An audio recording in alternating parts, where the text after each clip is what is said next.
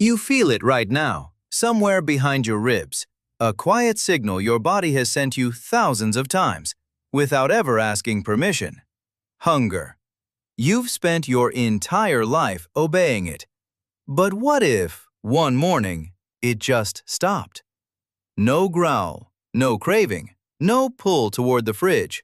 Food becomes optional, like a hobby you can take or leave.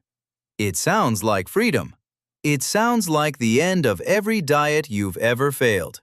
But the truth is far stranger, and it hides inside a single, teardrop-shaped piece of your brain. It's called the hypothalamus, smaller than an almond, and it runs the entire machinery of your appetite while you go about your day, without you ever noticing.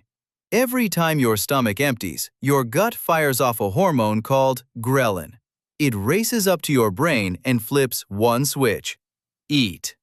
Meal's over? Your fat cells send up a second hormone, leptin, that whispers the opposite. Stop. Here's the part nobody tells you. Hunger isn't a flaw.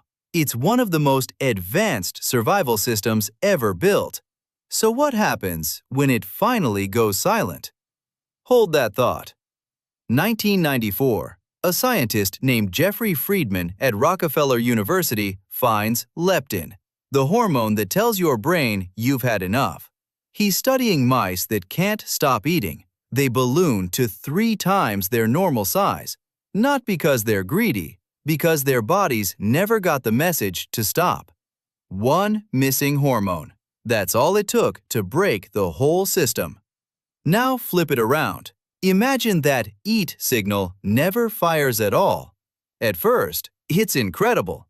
You skip breakfast and feel nothing. Forget lunch completely. Your energy stays flat, steady, calm. But your body hasn't stopped needing fuel. It's only stopped asking for it. And that silence is where the danger begins. Because hunger was never really about food. It was about attention. Without it, you wouldn't notice your blood sugar sliding. You wouldn't feel the shakiness, the fog, the warnings that used to send you sprinting to the kitchen. Your body would burn through its sugar, then start eating its own fat, then its own muscle, just to keep you alive. You get weaker, thinner, all while feeling perfectly fine. And this isn't a thought experiment. People who lose their hunger through certain brain tumors or late-stage illness often fade away, not because they choose to stop eating, because nothing inside them is left to say that they should. That's the twist nobody sees coming.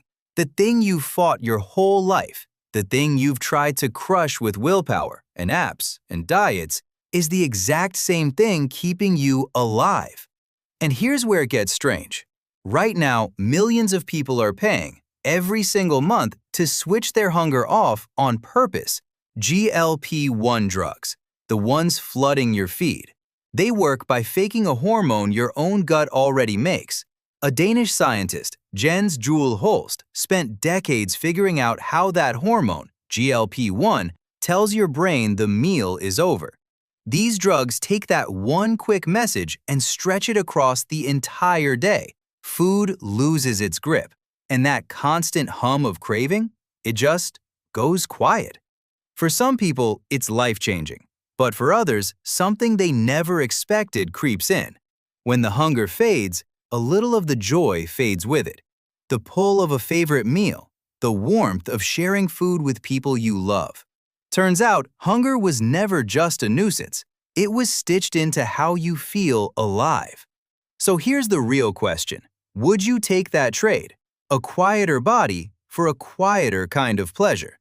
Be honest, because no prescription can answer that for you. Here's what the science is screaming.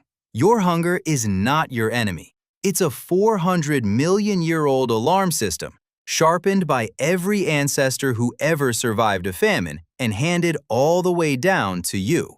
It doesn't just beg you to eat. It keeps you paying attention to the one machine you can never replace. So the next time your stomach growls, right in the middle of something important, don't curse it. That annoying little signal is the sound of a system that has kept your kind alive since long before you were born.